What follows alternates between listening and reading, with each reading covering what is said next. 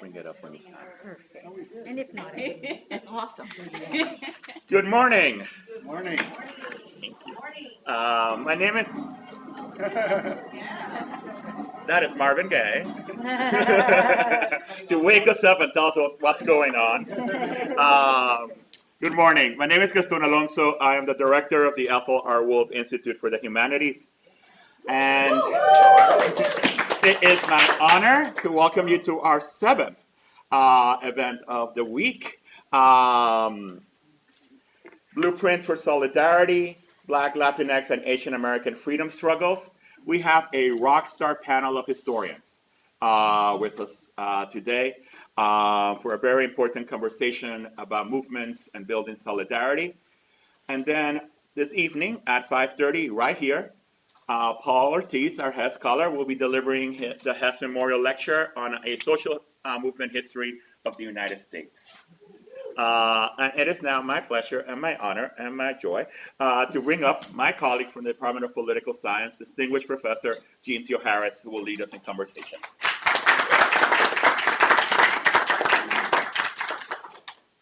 Good morning.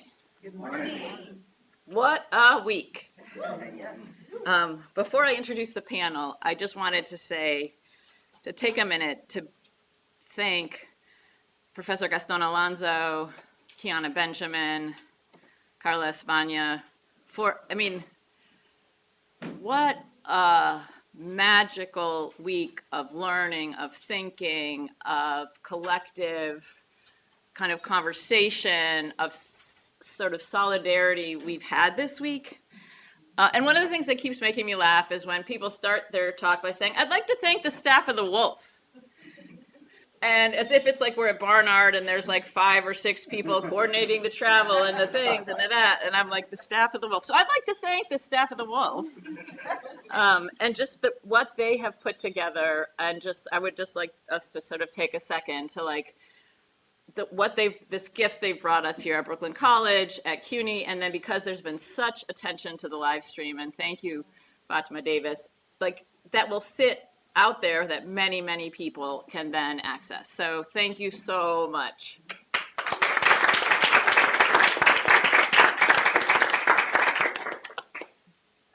So what we're going to do today is actually have more of a conversation, and I had sent an email to the panel and asked them each to tell a story to get us started. So that's what we're going to start. But first, I get to start by introducing them to you. And there's a much more extensive bio, and you probably picked it up, but just to give you a few highlights. First, Diane Fujino, who's a longtime friend of mine. She's a professor of Asian American Studies at the University of California, Santa Barbara, the past co-editor of the Journal of Asian American Studies. Yes, Brooklyn College, there is a Journal of Asian American Studies. One of the very sad things here, Diane, is we do not even have an Asian American Studies program. We have colleagues fighting like mad to try to get us one. So 2 of my favorite books are Black Power Afterlives, The Enduring Significance of the Black Panther Party that she co-edited, and my personal favorite, Heartbeat of Struggle, The Revolutionary Life of Yuri Kochiyama. But there are many more books, and you can see them in the bio. Second is Max Krochmal, right? Yeah, there we go. He's professor of U.S. history and the Czech Republic, you have to tell me about that, endowed professor. Who knew that we had to be going to the Czech Republic to endow these things? Director of Justice Studies at the University of New Orleans. He's author of Blue Texas, The Making of a Multiracial Democratic Coalition in the Civil Rights Era, and co-editor of Civil Rights in Black and Brown, Histories of Resistance and Struggle in Texas.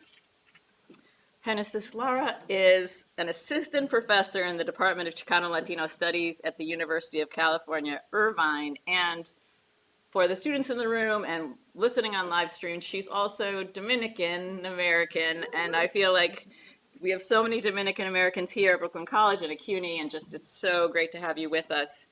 She is currently finishing her first book called Mobilizing Grief, Dominican Feminism and Caribbean Human Rights, that centers on Dominican women of color and resisting state violence and forging new ideations of Black human rights during the 1960s, both in the Dominican Republic and here in New York City. And then our man of the hour. And I've been telling Paul he needs to take the yard signs home.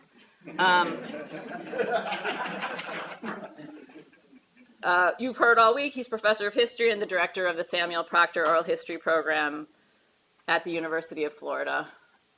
He is a leader for so many of us in how it is to be a scholar activist over decades.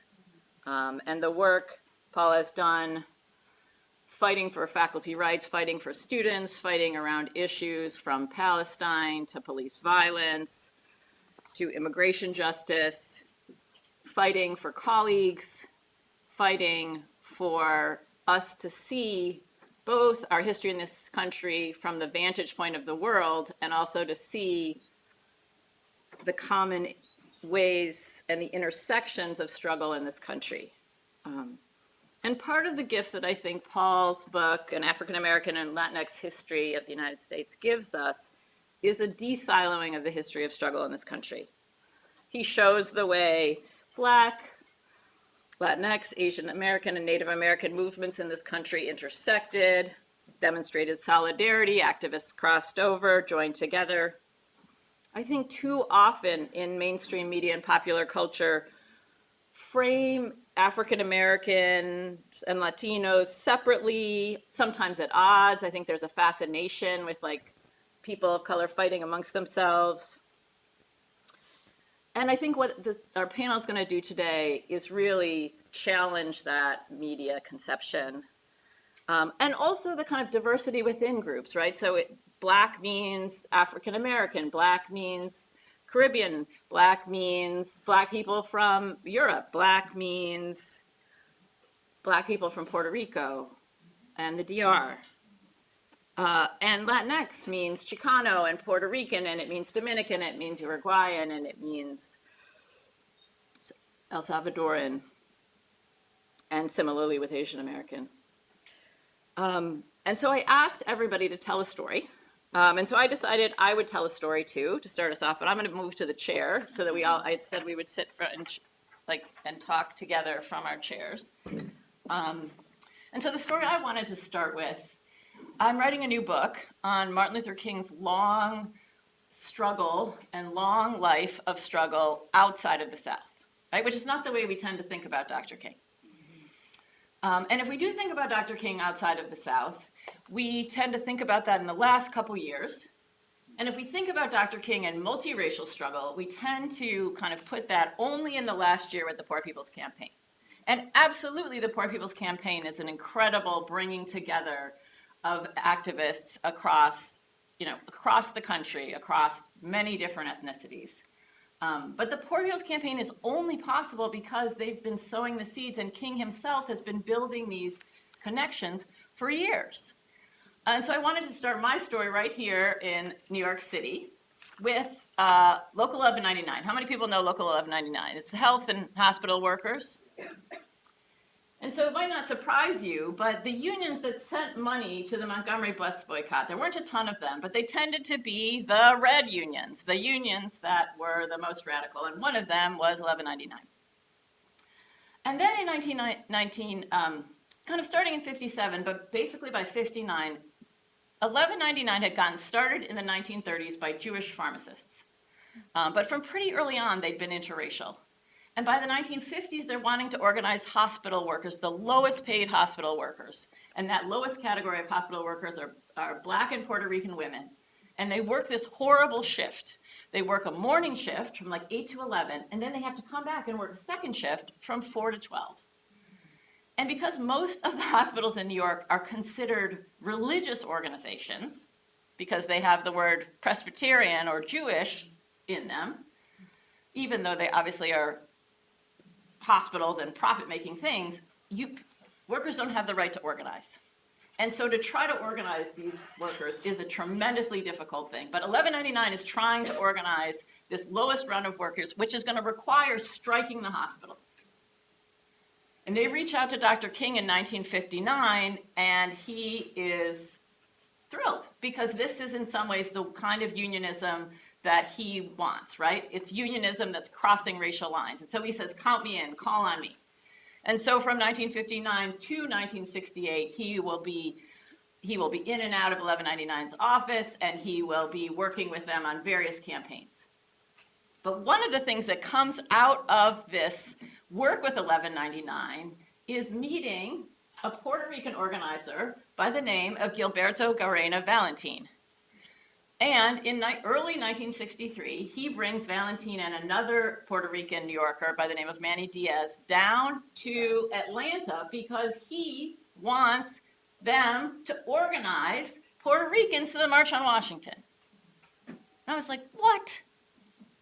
I have never heard of Puerto Ricans to the March on Washington. And I go through all the books, and it's like, no.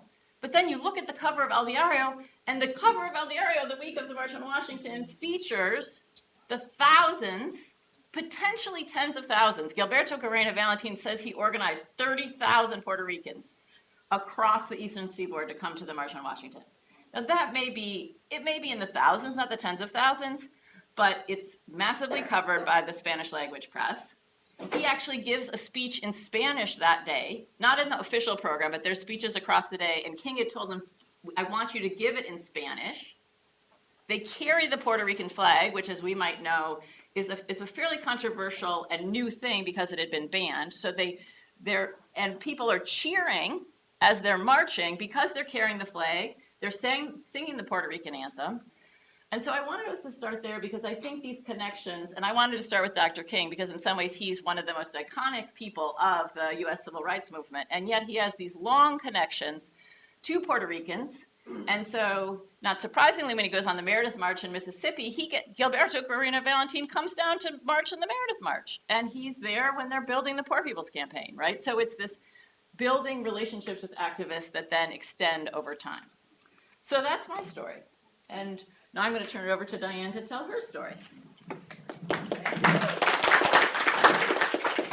Thank you so much, Jeanne, and thank you, Professor Gaston, also for organizing all of these events. And I also want to recognize the Native peoples of this land.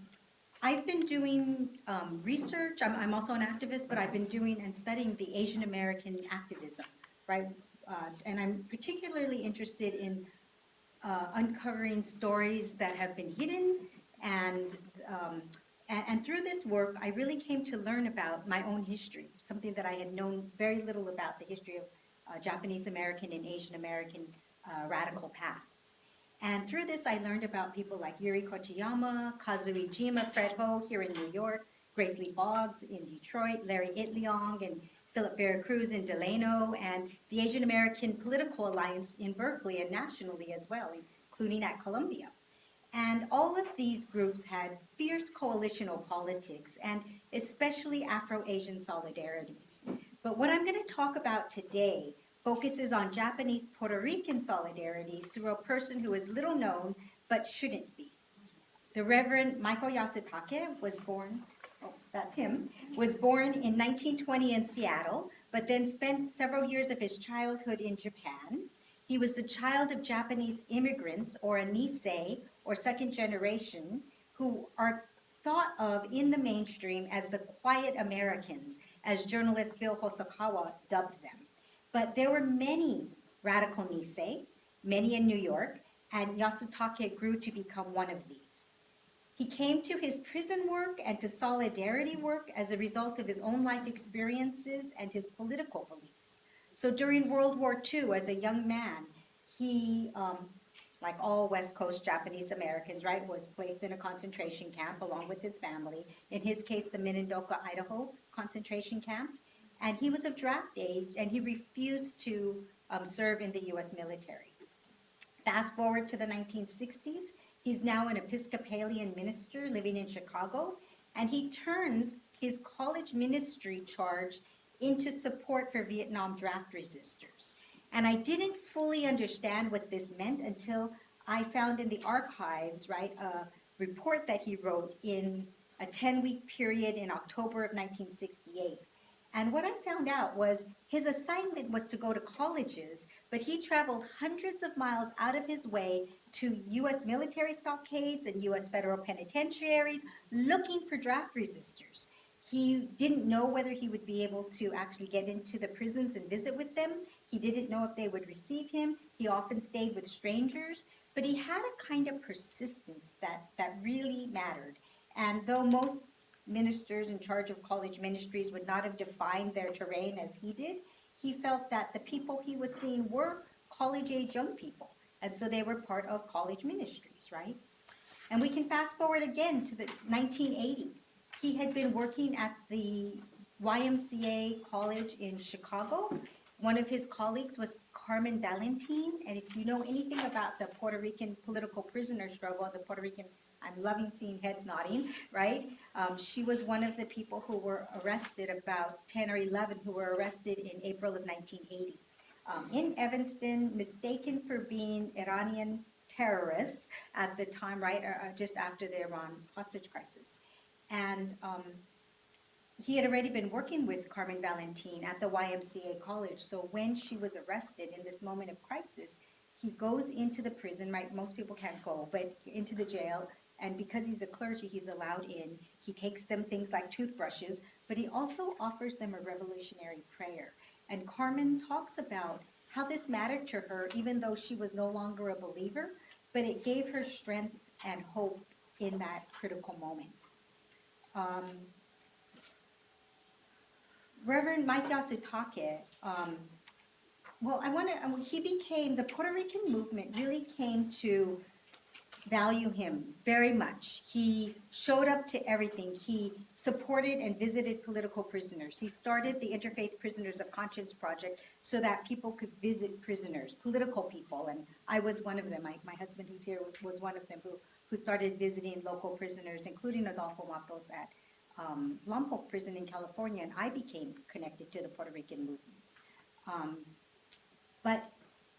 And because of all that he was doing to support them through visits and through organizing ministers and to throwing up for demonstrations and to protesting the contaminated water in Marion, the most high security prison right in the US, which was in Illinois, they really valued him, and they did things like threw a tribute for him.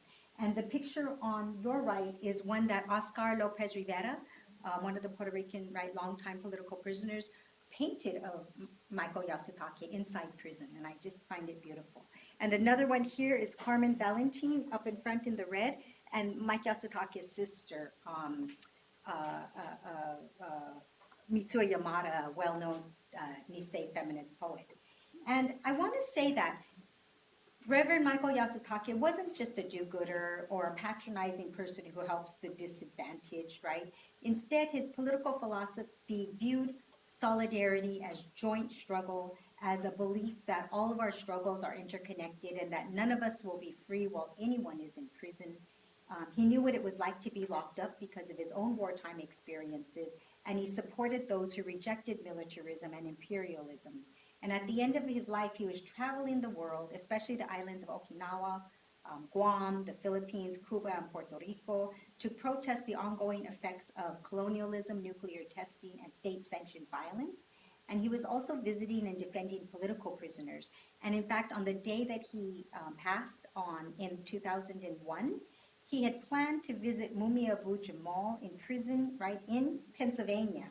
And this is what he was doing. He was going from his daughter's house for the holidays in southern Illinois to Pennsylvania to get back home to Chicago. So if you follow this circuitous route, he continues what he was doing in the 60s, going hundreds of miles out of his way. And perhaps it is precisely in these non-circuitous routes that we develop the kinds of dedication to liberation, right, of all people that is foundational to solidarity as joint struggle.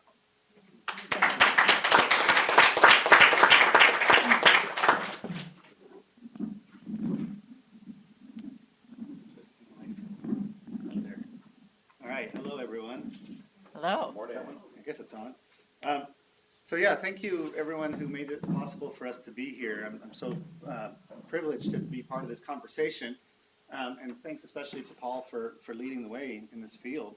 I'm glad that Jeanne set us up with thinking about the media framing of Black-Brown relations, right? And that so often is framed in those terms and in terms of conflict. And nowhere is that truer than in Texas, where there's all these stories about Mexican Americans voting the wrong way, or believing themselves to be white, or you know, not other ways falling short and engaging in anti-blackness. And to be sure, there are elements of all of that. But strange as it seems, there's also a long tradition, and the dominant tradition is that Mexican Americans in Texas were subjected to a caste system that I and others call Juan Crow, and they organized as a non-white racial and ethnic minority, and did so in solidarity with African Americans, as hopefully I can click through here and show you. There we go. Hopefully that.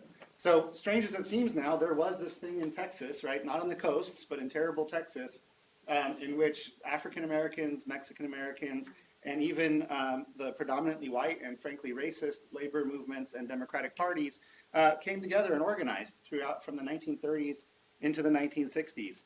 It was a mess. It was a coalition, which means that there was always conflict within it.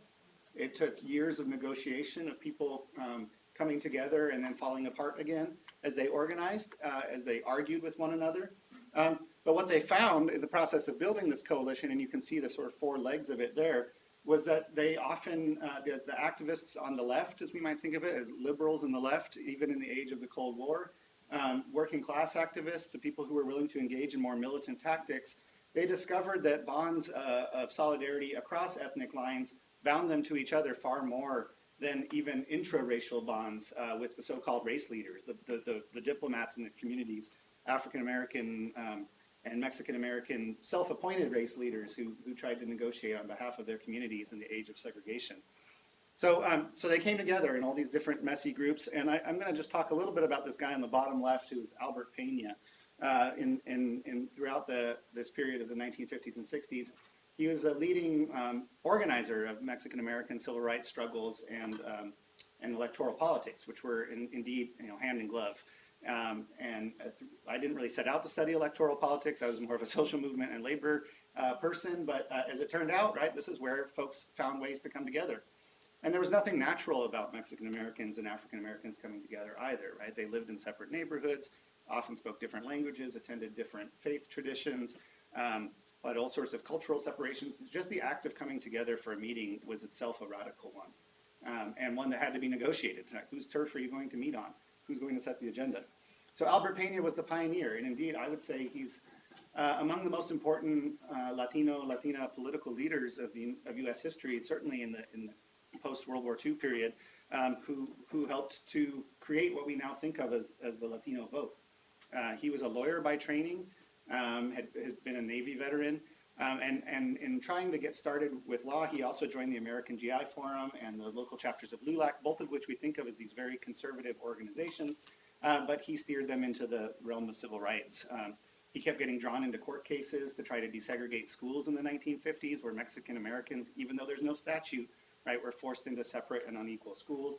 And he learned that rather than filing lawsuits, direct action would get the job done. And so they engaged in a series of protests that would manage to open up the schools. He built a very close coalition with an African American activist on the other side of town in San Antonio named G.J. Sutton.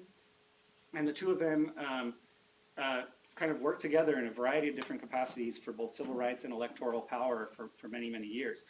Among other indications of this that are hidden in plain sight, Albert Pena wrote a regular column for this underground sort of radical black newspaper that was published in San Antonio in the 50s and 60s, and was constantly articulating how Mexican Americans could only achieve progress by aligning themselves with the black civil rights struggle. Albert Pena was the on-the-ground organizer, along with his wife Olga, that elected Henry B. Gonzalez to city council and later to the United States Congress. So like the origins of the Congressional Hispanic Caucus really are here too with the block work that Albert Pena is doing. And they were able then to train also sort of another generation of activists in the Chicano movement as well as in the Black Power movement. And hopefully I can show you that real quick. This is Mario Salas, who was one of the disciples of G.J. Sutton on the east side of San Antonio. And you can see here on the right, they were involved in organizing in solidarity with the Free Angela campaign. And the main speaker on the very bottom right of the slide here, Reverend Claude Black, who was part of the movement going back to the 1940s, and a guy named Franklin Portillas Garcia, a union organizer, again, of the older generation that's working together with Black Power and Chicano Power activists by the 1970s.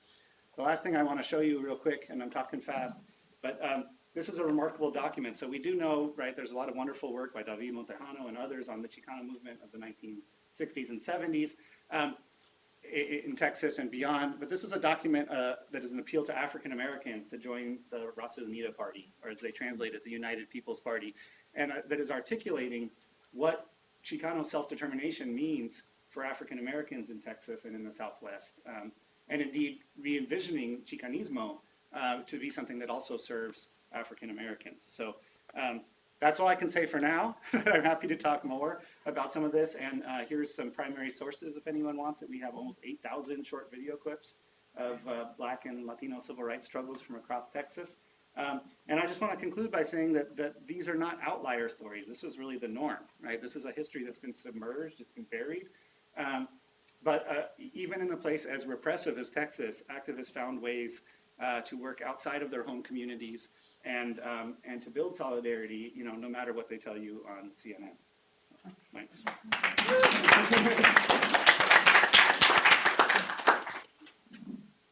Good morning, everybody. I would also thank the staff for all their wonderful work in getting us here. And also, as Jeanne said, I've been in California for a while, so I'm actually very grateful to have this opportunity to be back home and share this work with all of you today.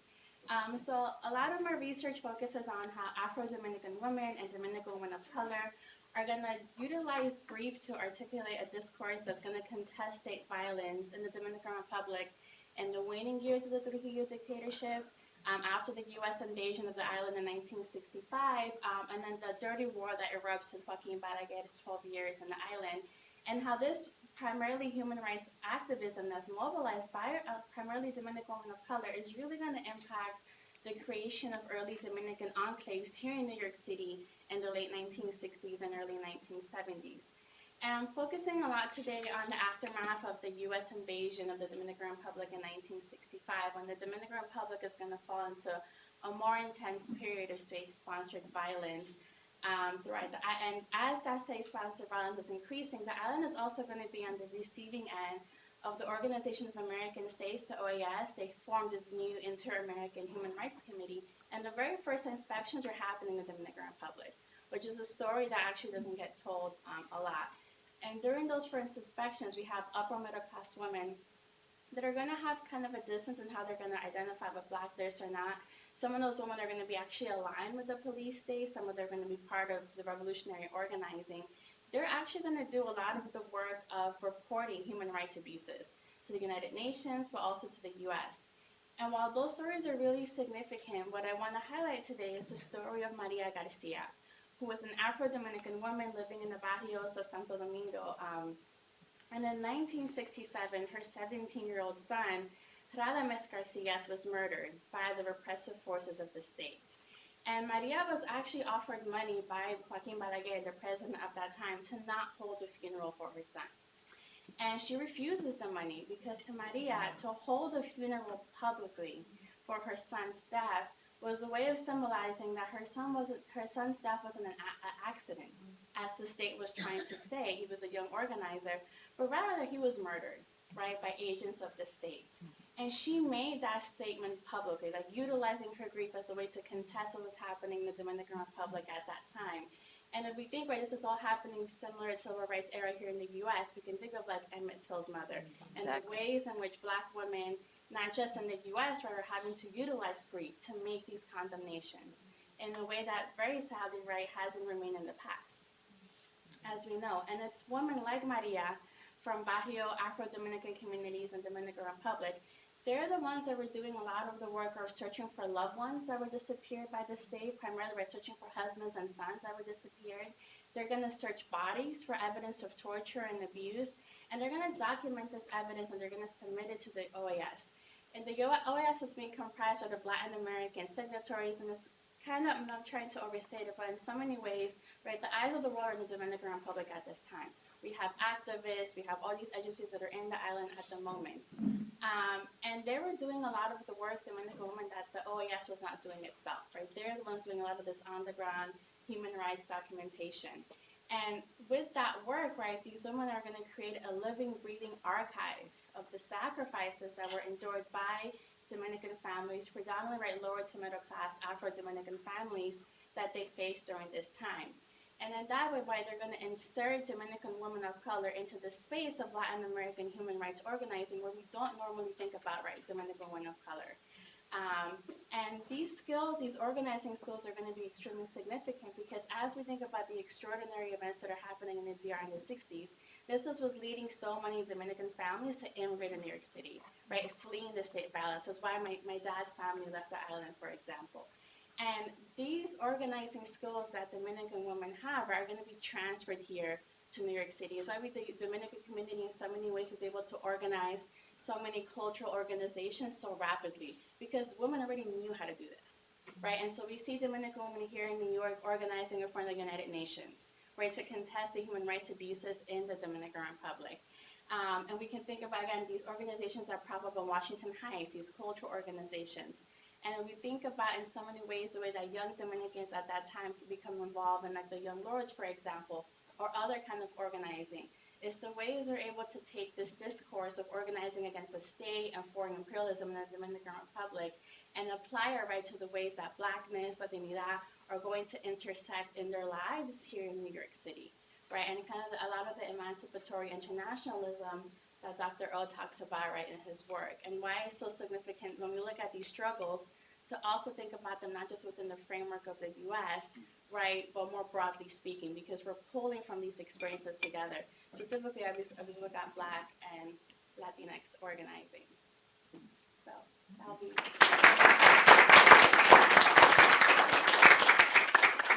It's such a joy to be here with your colleagues, former students who are now my guides and mentors. I'm learning so much and taking notes as they're speaking. And just to echo what I have been saying all week, you have made me a believer in Brooklyn College. I love this place. You're doing such incredible work. And after one of the sessions, I was commenting to a few of the faculty, it's just so cool to see students talking back and talking with faculty, because this doesn't always happen on college campuses. It frequently does not happen even at the University of Florida. So often there's this incredible divide between students and faculty. But the fact that as we're leaving these sessions and panels, students are following us, and faculty and staff, and we're engaging in these conversations is really, it's just really been edifying and inspirational to me, and it's kind of recharging me. I don't even need a cup of coffee to keep going. So it's just really exciting. So I want to tell two different, more recent stories from my personal experiences and frame them in themes that we've been grappling with all week, which really come down in some ways to solidarity, study, and learning each other's stories as tools to combat the rising fascism of our time. Yesterday morning at the oral history session, I talked about how Stetson Kennedy and Zerwin Hurston developed an oral history and folklore musicology approach during a time of rising fascism and Nazism in the 1930s, and how oral history practice, it was very important for oral history practice to develop in the 1930s, and it kind of gives us clues as to why oral history continues to be more small and democratic than most of our other disciplines, because we did develop our practices in the face of repression in the 30s, but also many of the people that those of us in this panel learned from as oral historians came out of social movements in the 60s, the women's movement, the anti-war movement, the civil rights movement, the Third World Liberation movement, et cetera, et cetera. So my two stories are more recent events that I have been had the incredible privilege to be involved in. So one of them was this really, well, both of them were very traumatic. So many of you know that on October 23rd, 2023, Florida Governor Ron DeSantis banned Students for Justice in Palestine. And that we had been planning a pro-Palestinian march and rally on our campus at the University of Florida for several days. And the morning that the ban was announced, some of the people on the campus said, well, now we can't have the rally because Students for Justice in Palestine have been banned. We can't have it, can we? And we're like, to hell with that. We're going to have this event. We don't care that the governor of the state has banned this organization. It's not his right to ban Students for Justice in Palestine. But the way to fight that example of fascism was to continue to have the event. And so we had the event, and it was so incredible. We had 300 plus pro-Palestinian students marching through the center of the campus. This was not reported by local media except for one outlet, because people were just, they wanted a narrative, corporate media wanted a narrative, especially in October, that of campuses divided, right? Palestinian and pro-Palestinian and Iranian and Jewish and Christian and other students divided, okay? That's not what was happening at the University of Florida, but the solidarity and the mutual student and faculty organizing does not fit in this paradigm of us being constantly in conflict with each other. We've heard scholars talk to us about how in academic practice, it's very important to understand, each of us were trained in certain academic traditions. I was trained in labor and immigration history, where the older narratives are of constant competition. The Jewish workers compete with the Lithuanian workers, compete with the Hungarian workers, compete with the black workers, compete with the Mexican workers. And that was a tradition in immigration and academic study for generations. All it's saying is that we developed academic traditions and discourses in the U.S. in a capitalist society, right, which is about competition. It's not about solidarity. It's not about learning each other's stories. It's more about ghettoization, frankly. And we as academics have choices. And it's so cool to be on a panel of people who have chosen not to ghettoize knowledge. So let me get back to October 23rd, the march we had. So we've made sure to highlight, to foreground members of Students for Justice in Palestine. They were going to be the keynote speakers, the first speakers, the last speakers, to show the state of Florida. You can't ban our neighbors. You can't ban our students. You cannot ban our friends and our colleagues. We also organized, or Jewish students organized a brand new chapter of Jewish Voice for Peace. This was another organization that the state talked about trying to ban as well. You know, why would you ban these organizations? I'll get to that in my concluding remarks. So I spoke at the rally. Other allies of the organization spoke. We spoke very loudly for a ceasefire. We spoke for an end to apartheid. And we spoke for, I mean, it was just a really, really powerful event. A coda to that is my wife Sheila, who is a labor organizer who many people know here. We were actually in Egypt for the first 2 weeks of November. And this was just literally 2 weeks after this rally. And it was really inspiring to actually be able to share photos of this protest with many Egyptians in different parts of the country, because many people in Egypt, and they would say, we had no idea that there were Americans against the war in Gaza. We just didn't know, because we watched CNN, and many people in Egypt actually were telling us they thought CNN was a state-dominated or state-run network, because they're like, well, they just agree with everything your government says. And I show them these photos of our pro-Palestine march and rally, and they just started passing them around. They're like, look at this. These are Americans who are against the war in Gaza. And one of the things, and they were very polite, very gracious, and sometimes they would take us aside and they would say, you know, with all due respect, please go home and tell your President Biden to stop the war, please.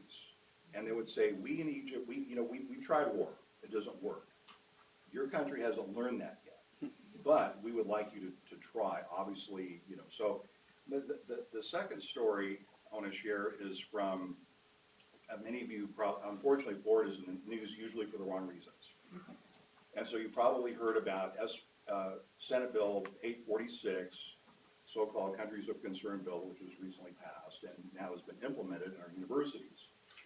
And this bill is aimed at stopping academic collaboration and graduate recruitment of students from China, Iran, Cuba, Venezuela, Syria, Russia, and North Korea. And check out the connections here between the states, banning of students for justice in Palestine, and then passing SB 846 aimed especially against Chinese scholars and academics, because many of our departments at the University of Florida are led by some of the world's best Chinese and Chinese American and Asian American scholars. And so think about how these bills and how these bans work together. So we held a big rally, and I don't have photographs for you, but you can find them pretty easily online. I spoke, our faculty union did what it should do, and it co-sponsored this event. Some of the stories are very traumatic. We've had Chinese faculty in Florida that have been fired by their institutions because they're Chinese. Because especially after 2016, the election of Donald Trump, this effort by the state to stoke a new Cold War between the U.S. and China has had a really bad impact on our academic institutions. It's really cut down on academic and intellectual freedom. So we had the rally, and basically the most important thing in both of these rallies, both the pro-Palestinian rally on October 23rd, but the more recent one against SB 846, in the first case, listening to Palestinian students, number one. In the second rally, listening to Chinese students and faculty tell their stories. Those are just so critical. And as an oral historian, how I'll conclude my remarks, I want to make sure to read this, make sure I get this, but the rising tide of fascism that we're facing now is trying to alienate us from each other. And fascism thrives by turning friends and neighbors into strangers and enemies. Now, it isn't like we have disagreements, right? We talked yesterday about how, and I talked about yesterday how I have family members who vote for Donald Trump. Now, that doesn't mean I'm going to refuse to talk with them, right? We'll continue to talk. We'll continue to agree to disagree. But fascism thrives by turning friends and neighbors into strangers and enemies. I study fascism. I'm working on a book right now where I'm looking at the 30s. And this is really what happens in countries in Italy and Germany and even in the United States. Fascism thrives by turning friends and neighbors into strangers and enemies. We must continue to resist this. The best answers are solidarity, study, and learning each other's stories, and that's what each of us, all of us, are engaged in doing. Thank you.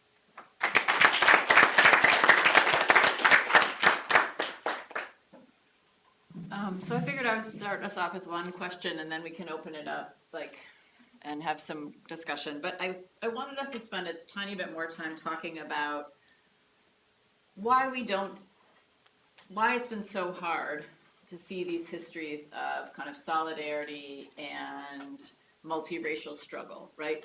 Who benefits from not seeing them? And then what are the stakes? And it's a little bit picking up on what Paul just said. What are the stakes when we start to see these interconnected histories, this interconnected story of struggle, of the ways people, very tangibly made solidarity. So I don't know who wants to go first, but kind of who benefits from us not knowing it, or why don't we know it, and what are the stakes in knowing it? Okay, I guess I'll start again. I was thinking I wouldn't, but I will. I have something particular to say from Asian American history, right? And I'm studying right now, I've studied a lot the 60s and 70s, right? That's a very vibrant moment that, right, I'm compelled by. But I've taken it back to the early Cold War, because when you study Japanese America, that's the moment that we were turned from enemies and racial pariahs into model citizens. And it was both the U.S. government, the mainstream media, Christina Klein writes about the kinds of cultural productions and Broadway plays and so forth that turned Asian Americans from negative, and Pacific, the Asia Pacific region from negative to positive, so-called positive stereotypes, and rather than a moment of exclusion, it became kind of the tropes of global inclusion, right, and integration. And it was useful at that moment for the US not just looking at domestic social movements, but looking globally. So the US, right, comes to global power in the aftermath of World War II, right, and through militarism. And it wants to distance itself from European colonialism, right, and show itself to be the model of spreading democracy throughout the world. Yet it was continuing imperial struggles throughout the Asia-Pacific region. So it was useful to show a decline in anti-Asian racism domestically. And so it's in this moment that I think that Asian Americans, right, Japanese Americans were seen as these yellow peril threats, right, as the enemy, as these, right, most dangerous people.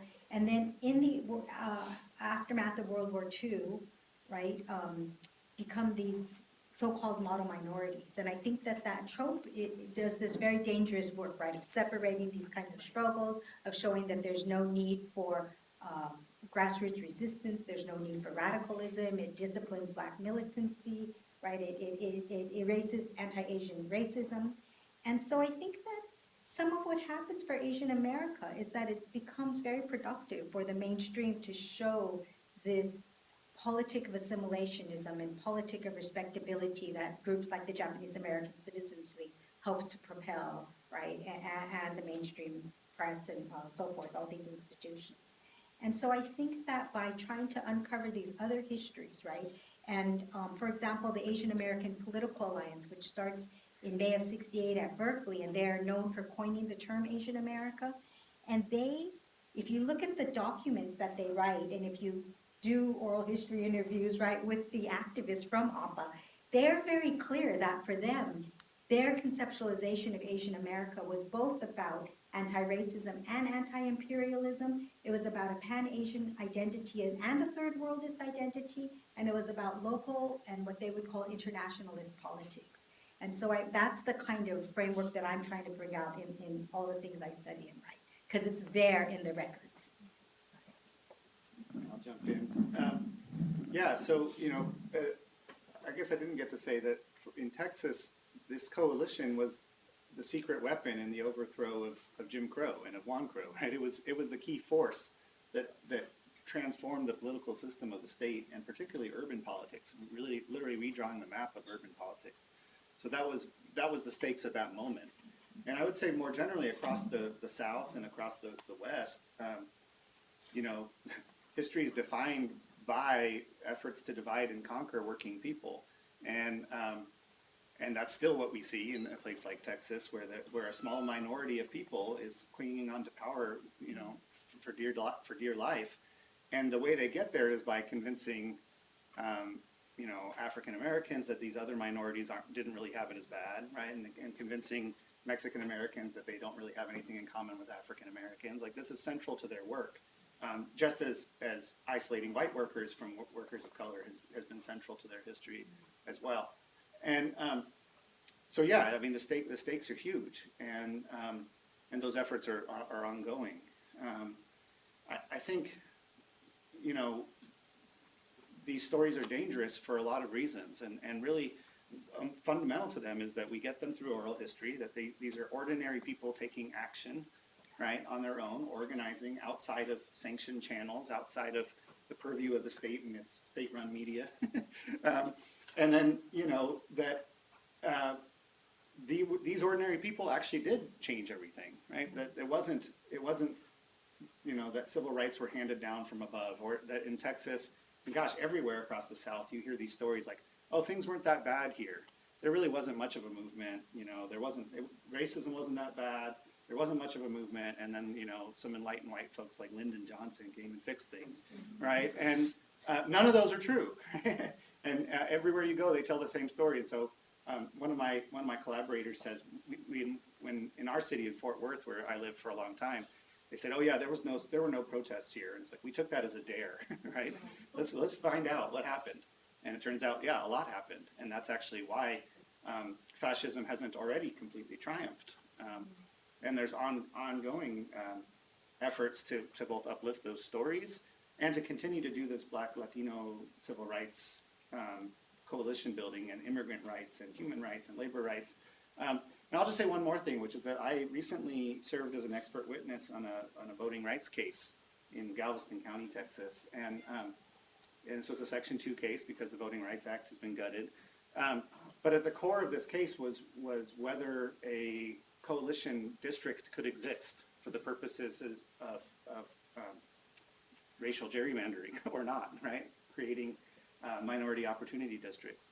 And so I got to excavate the local history of that particular place and think about how Black and Mexican American communities intersect there.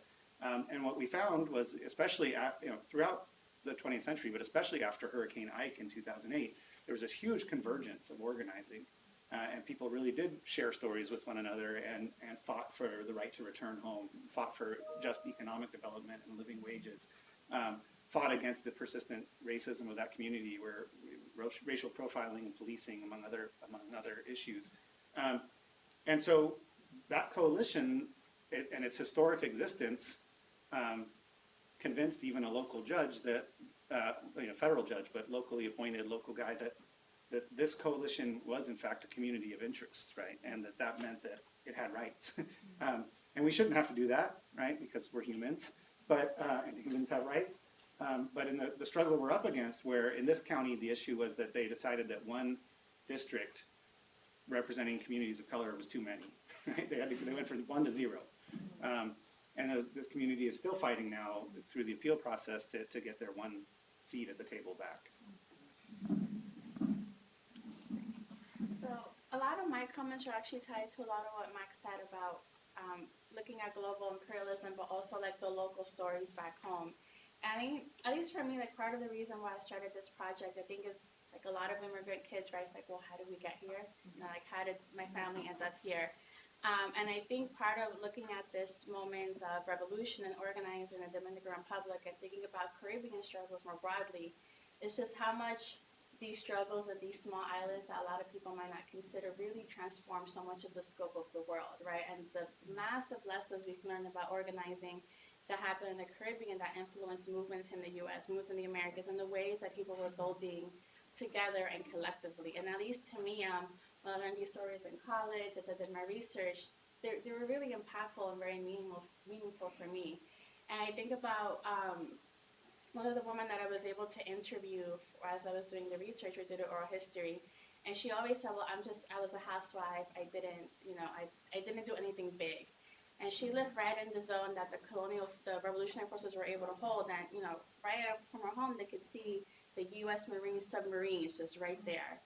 And she said, in the morning I would take my kids to daycare, and then that night I would learn how to assemble machine guns and how to defend ourselves. And, there was a really small armed population. And she said, oh, we knew we were outnumbered. We knew we were outgunned. But she was like, if the U.S. bombed us and we all died, we know what message that would have sent. And what stood out to me is this is her explaining how people live their day-to-day lives in these moments, especially women that I think is a lot of times not included. But also they were very aware that the U.S. invasion in the DR was tied to the U.S. policy, U.S. escalation in Vietnam. They knew with the U.S. police foreign policy was how they were organizing themselves and what it would mean PR-wise if the U.S. attacked these families. So they were able to articulate this phenomenal discourse, and she was like, this is what happens, this is what happens. And just, to me, like them staying in their homes, that was their radical organizing.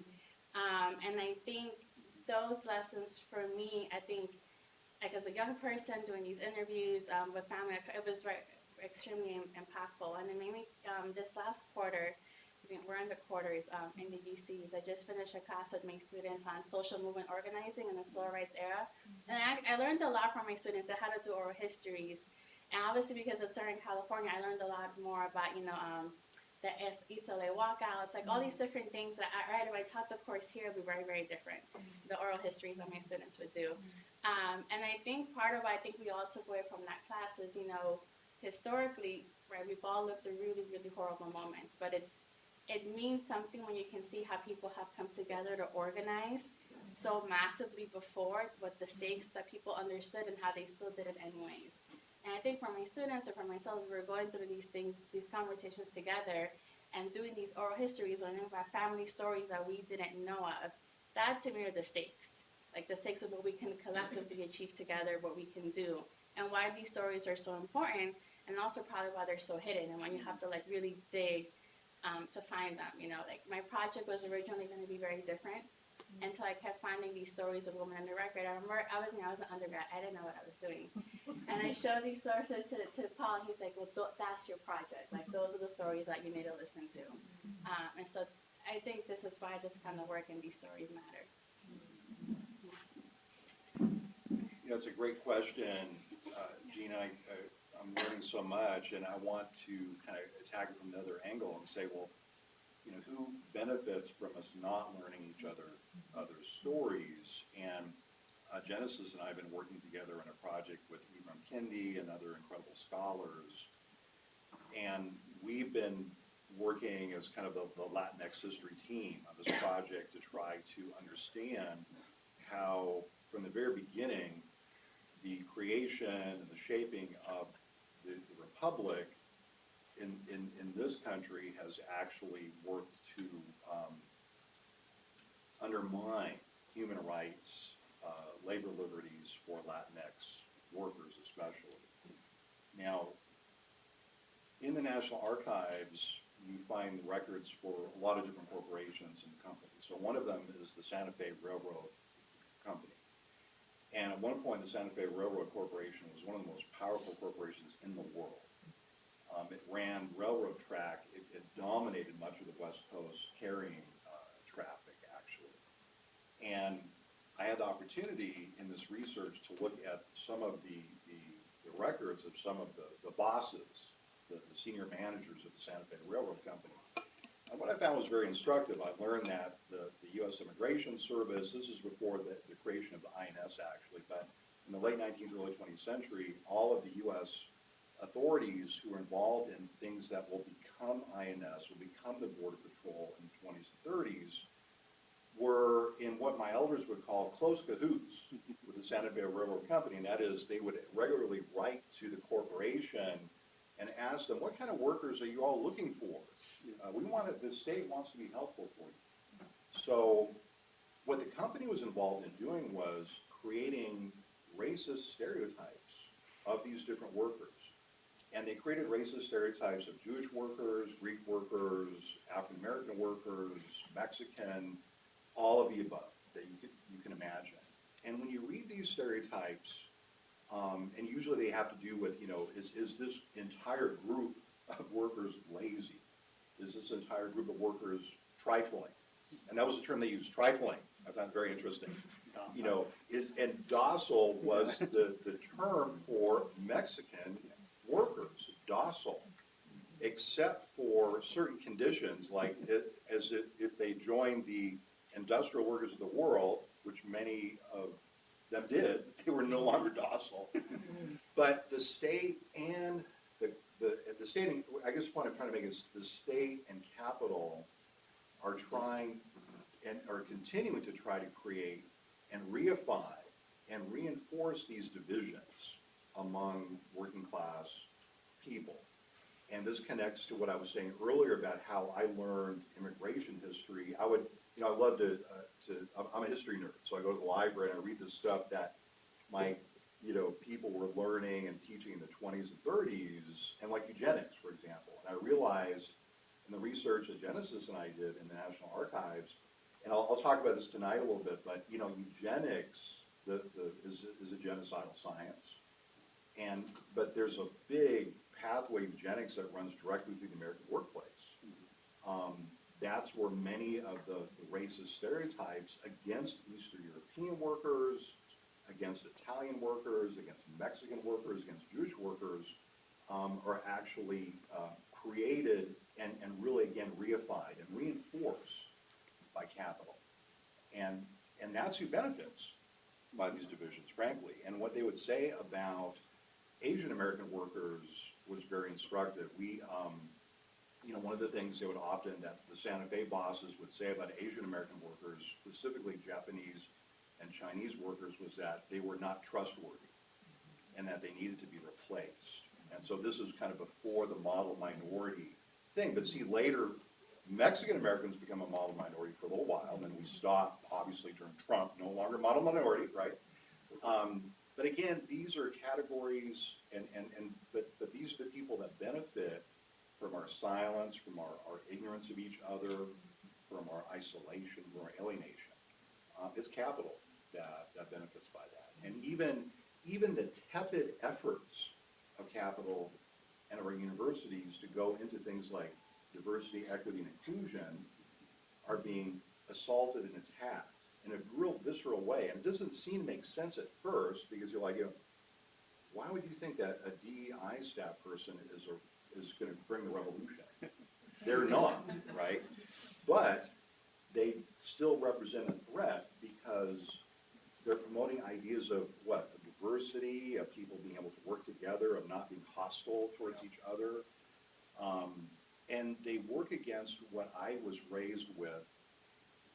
In my time growing up in the 70s, I talked about this in African American Latinx history, but I really learned this from senior scholars like Roxanne Ortiz and others, Bettina Martinez. I mean, I'm blessed to be just old enough to be able to have talked and to be friends and to learn from people who are in these different freedom movements. And one of the things I learned was that all throughout U.S. history, there's been this theme of a zero-sum citizenship, this idea that if Max gains rights, I lose rights, okay?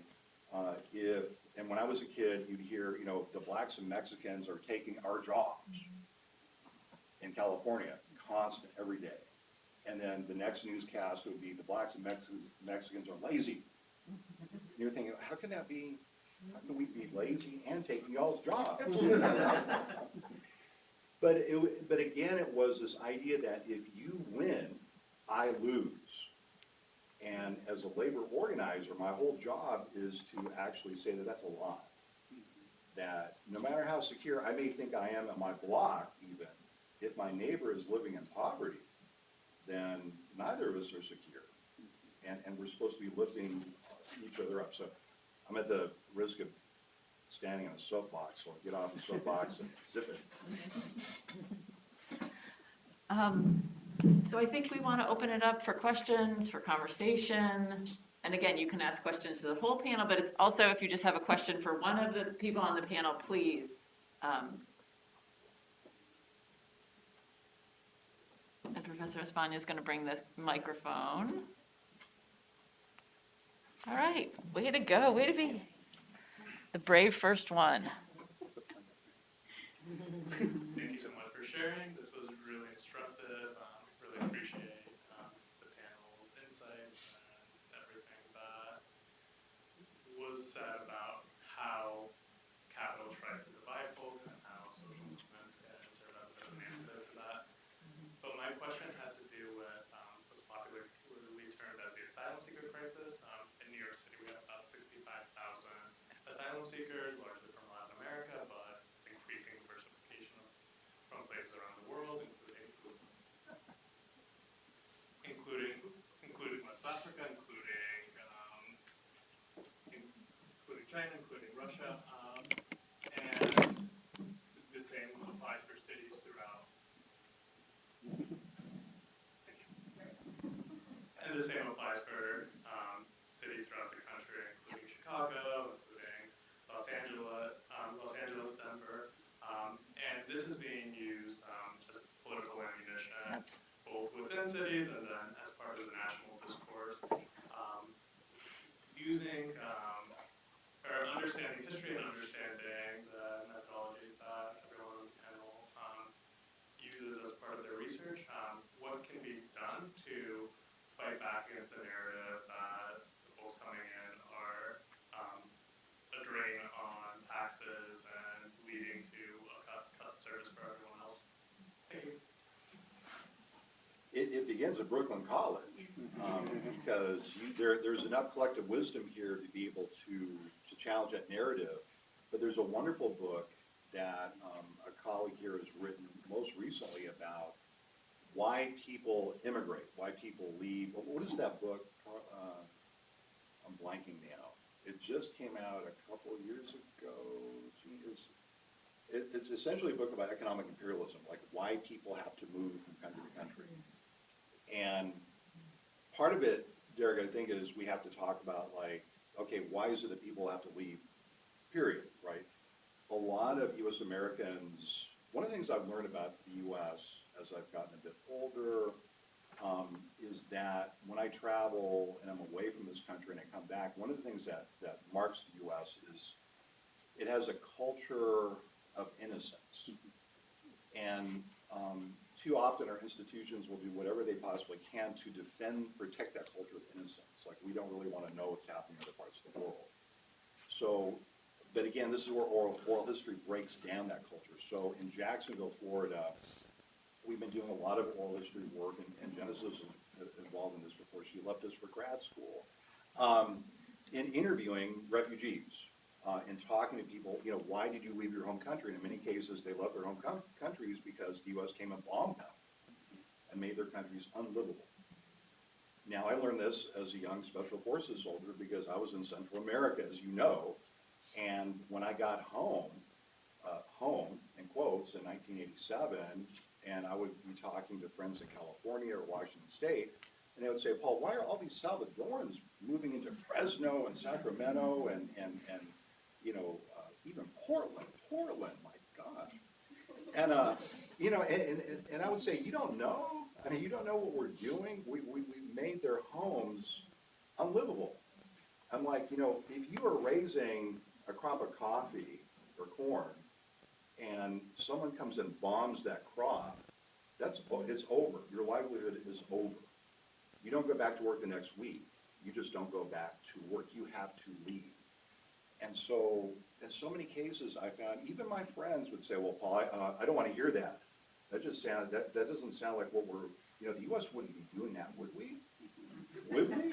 I'm like, yes. But see, even I was born and raised to be ignorant of that.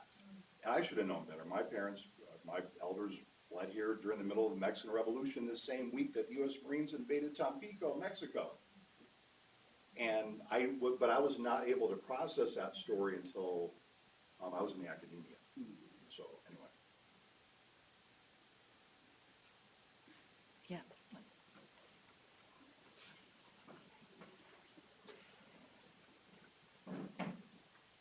Hi, good afternoon. I have a question for,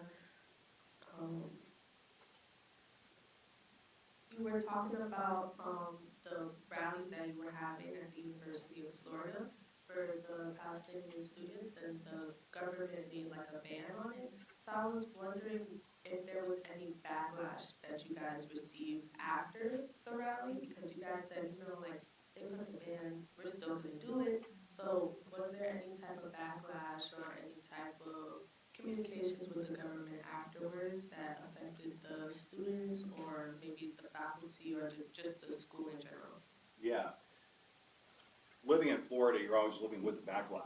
So it's a really good question. And it's really, yes, our administration really made a decision, they made a choice to side against Palestinian students, just as they made a choice in earlier years to side with whoever, or to side against whoever the U.S. has been at war with. And so the main repercussion is fear. I mean, we've talked here, you've lost faculty in the CUNY system who have expressed open pro-Palestinian sentiments, right, or opinions or beliefs. We've had the same thing happen to us in the state of Florida for decades. Nothing new in Florida. So the repercussions, part of it is a culture of fear. We call it, the union calls it, anticipatory obedience. We've been trained over the generations to try to think about what does Rick Scott or Ron DeSantis or Clark Kirk, you know, want us to say, you know, and we'll say just keep our jobs. So, and again, the only way to challenge that, the faculty union, we feel we're not strong enough, but we've done as best as we can to try to say, if you're going to stand up for what you believe in, we're going to back you up. But again, it has to happen under, for us, collective bargaining has saved intellectual freedom. Because in our union contract, Article 10, academic freedom, rights, and responsibilities. And yes, we must be responsible for what we say. We can't yell fire in a crowded theater, right? But as long as we say what we're saying based upon sound evidence and the truth as best as we can understand it, then we can say it and we cannot be fired for it. Now, we still have colleagues fired for it, but we had that contract for to defend them. That's why unions are so, that's why you see so many graduate students and faculty across the entire country joining unions for the same reason that the Starbucks and Amazon and service workers are joining unions.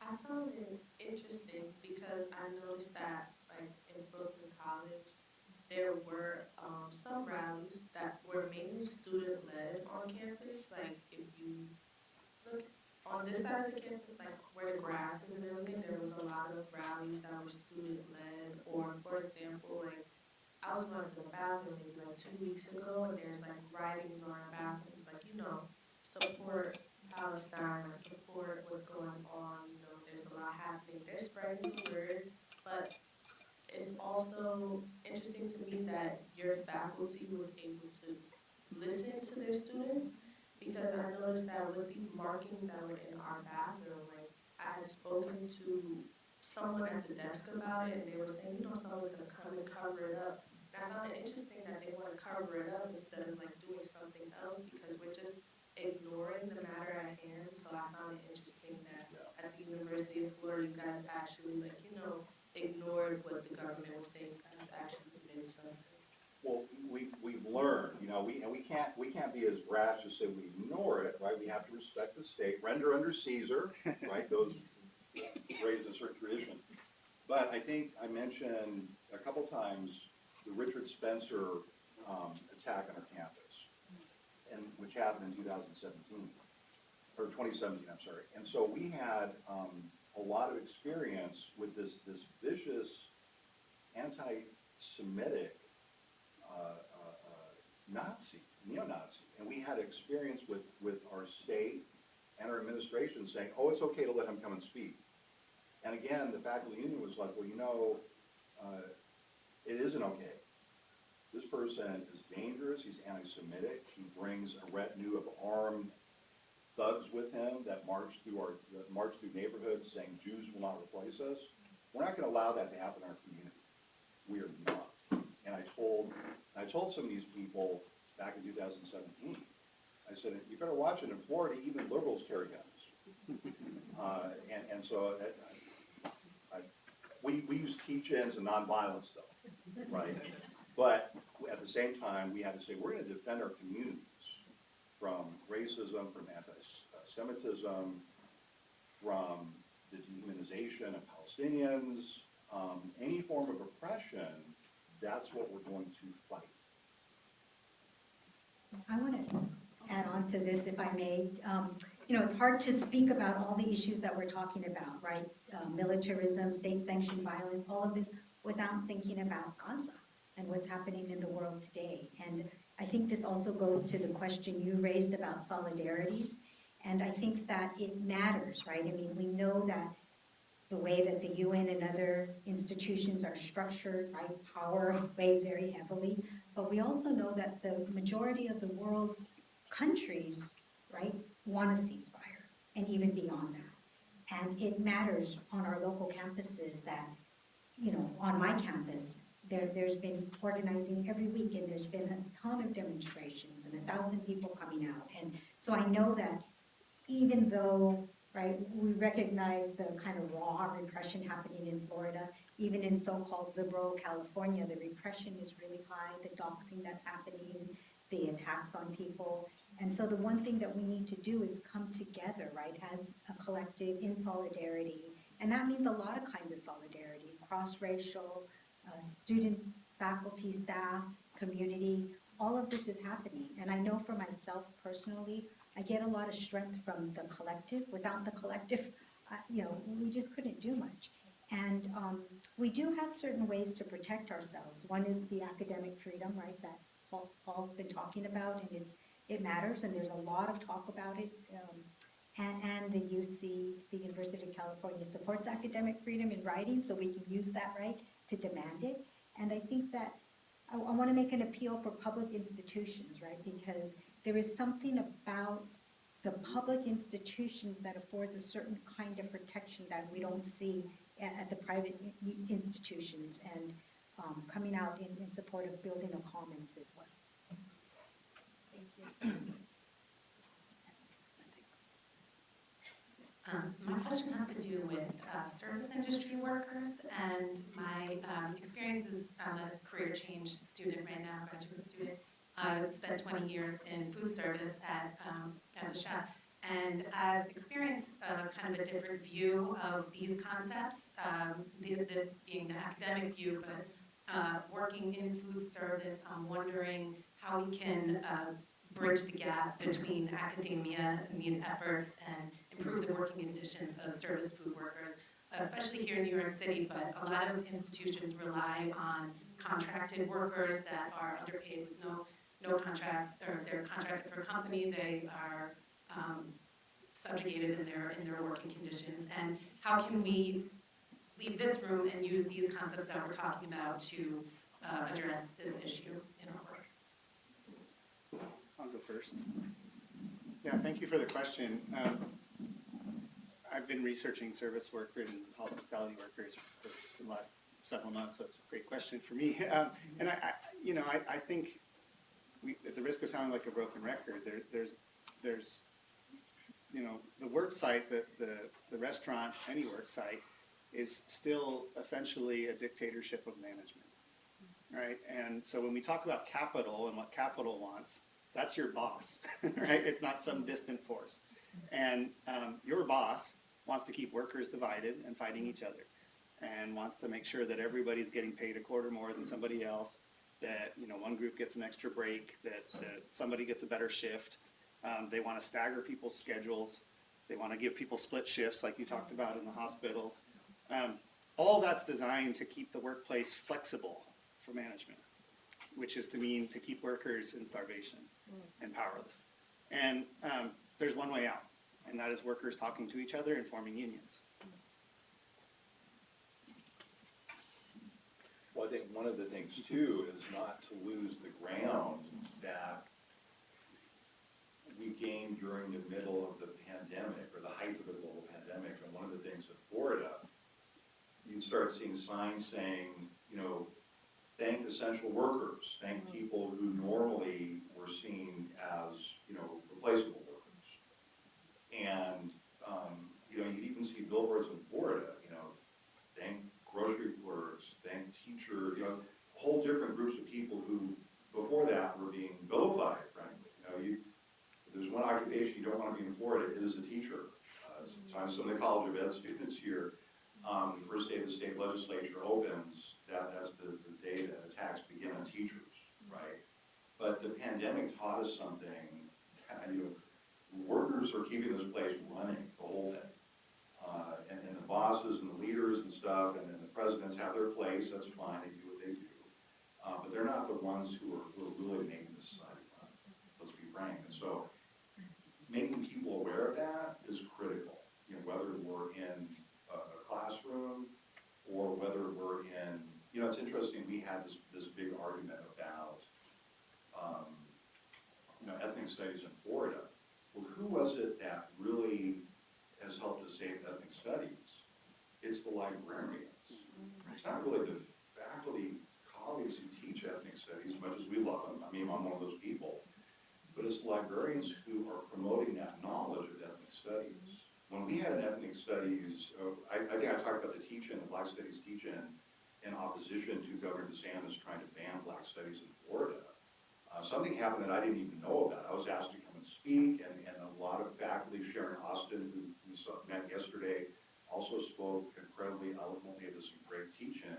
But we didn't know until afterwards that the administration actually tried to shut the teach-in down, even before we started, and to say that, this is, Governor DeSantis may not like this happening. Well, who kept it happening? The librarians. And they didn't ask for any credit, they didn't ask to be in the headlines, but they politely said to the administration, the students are going to have this teach-in. And thank you very much. Here's some refreshments.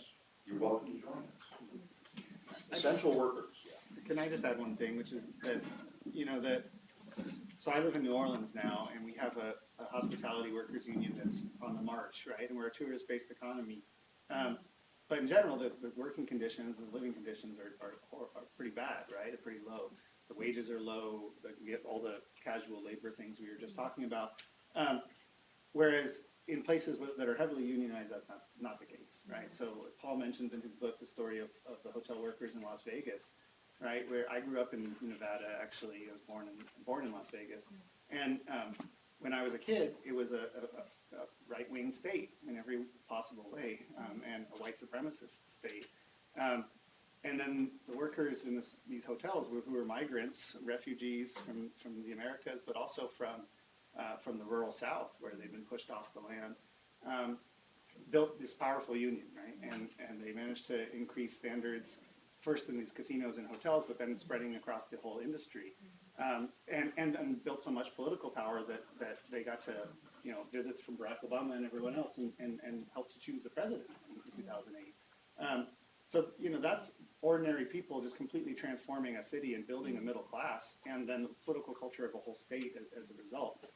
Whereas in New Orleans, right, we have this nice liberal city, we have a wonderful culture, but economically there's just so many divides, and it's because that organization hasn't trickled out yet. So the wages for a line cook are nothing compared to Las Vegas or Los Angeles or New York, and that's not just about the cost of living, because that's there too. It's really just about bargaining power. And so the only other thing I want to say, and this is for the student activists who left, but true also, right? When we go out and we do these rallies, right, and we all go to lots of those, and we say, what do we want? Justice, right? All these other chants. The end part we forget, which is if we don't get it, shut it down. Right? And that's where labor power can be powerful, and student power as well. Thank you. We have time for one more. Okay. Okay, maybe two. We'll try to get it to two. Okay, I'll try to make it quick. Hi. So I'm kind of have all these like unfinished thoughts in my head. I'm thinking about the work that Reverend Ysutake did with imprisoned activists. I'm thinking about SJP on the University of Florida's campus. I'm thinking about resistance on Brooklyn College's campus, both past and present.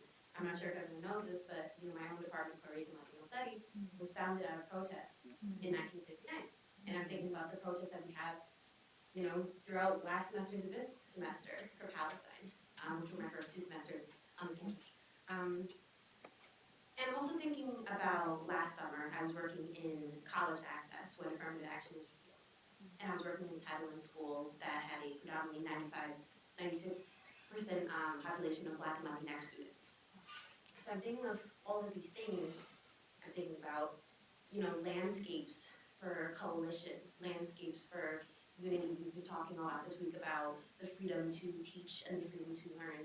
And I'm thinking about, how, I'm not sure even who I'm asking this question to, honestly, but, how repealing affirmative action will impact our work, will impact the spaces in which we come together, and how will it impact it on college campuses? Will it move? Like you were just saying, Professor Ortiz, how essential librarians were for this struggle. So kind of thinking about like the transformation, the evolution of landscape because of the recent Supreme Court decision. Whoever wants to go. I mean, I think one of the things for us here at CUNY is to be making the argument. So when that happened, right, there were just a flood of pieces, right, op-eds and articles, righteously lamenting the end of affirmative action. But I feel like the CUNY chancellor, the CUNY board of trustees, and people sat out what should have been an opportunity to talk about, do you know where most students of color are educated? They're educated in universities like CUNY. Yeah. And we don't have to end affirmative action if we just defund CUNY, right? And so I think part of our task, particularly here as people committed to CUNY, is to be talking about what's not being said, right? After the 112 articles about the end of affirmative action, they were very few about the other ways, right, that public institutions, partly through, right, the kind of austerity politics of the 2010s, but then what the pandemic allowed, like states like New York to do as well, right, of, continue that squeeze. And so I think we need to kind of both reframe kind of where the struggle actually has to be. Not that we're not going to take it on, not that it's not important at the University of Michigan or Harvard, right, where these big affirmative action battles have happened, but it's equally important at the defunding of this institution. And so I guess I would want us to broaden that out to like how we're going to talk about what, like if the end of affirmative action is actually only one part of like the broader question we need to be talking about. I know we have time, maybe one more question Yeah. here. So, And thanks for staying. I know we've gone. I can,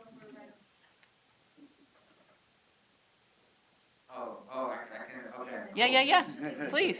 Last one. You're the last one. No problem. So, yeah, I guess like my question was for those of you who've like studied migration or your encounters and your work with studying migration.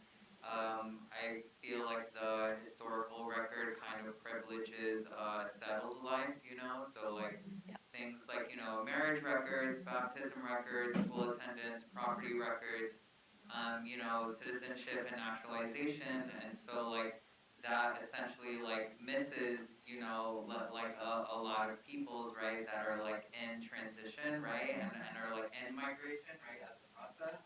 And so, okay, cool. And so I guess I'm wondering, for those of you who study migration, I guess like what research methods or strategies do you deploy, or what like limitations do you see, and like what is obfuscated given that? Does that make sense? Yes. Cool. If I can answer that, because so a lot of the work that I do, right, it's hard because there are no records for it, right? And it's essentially a lot of it trying to build the archives, especially if we're looking at Black and women of color. Those are stories that are not in the archives, right? So when I go or you're trying to search it, and I gotta find like a little folder with it. So a lot of it is like where you do see some things in the record. Like a lot of it sometimes is like detective work. It's like you see an organization and you follow up, and that's how I've been able to find some sources. But I think at least for me, the best method has been oral history, right? As a way of trying to speak to people's experiences that's not going to be in the archive, but like the woman that I mentioned earlier, that story was not in the archive. It's like I had to find that person and do that oral history, and that's been the way, speaking of these stories of migration, right? These are communities that are living transnational lives, right? And even though a lot of these first immigrants actually did have a status, we have more and more people that are coming from the Caribbean that are going to come undocumented. Right, so I think oral history has been, the most effective strategy to speak to these stories that are really important, and try and shed light to it. But also then the other side of that is the ethics of doing oral history and making sure that you're in collaboration with communities and not just, like using it for a book and doing nothing else, Yeah, but it's a great question. So sadly, we need to end the official part of this, but I know people want to come up and have questions or talk to the scholars today. Just thank you so much for a wonderful